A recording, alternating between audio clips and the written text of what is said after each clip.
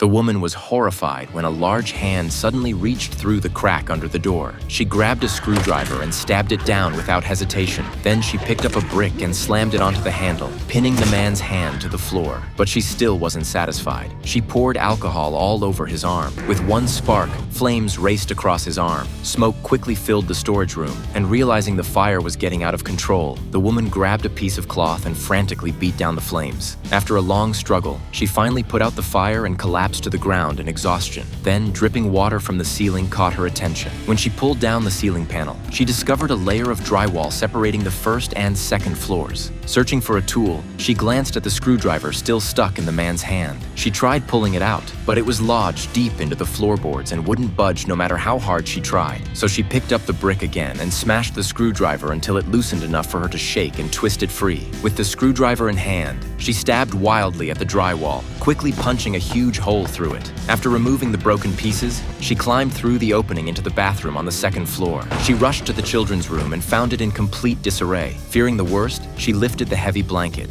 only to find her older daughter clutching her little brother beneath it. The woman finally let out a breath of relief. She hurried to take the kids and escape. Outside, the storm was raging, and her husband had taken the car keys. Desperate, she smashed the car window and grabbed the food inside to feed the children, but she accidentally spilled most of it on the ground. When she returned to the room, the food was gone. Only a single bottle of juice remained. The children cried for chocolate. Seeing the spilled food outside, she had no choice but to run back out. But when she returned with what she'd gathered, her children were gone.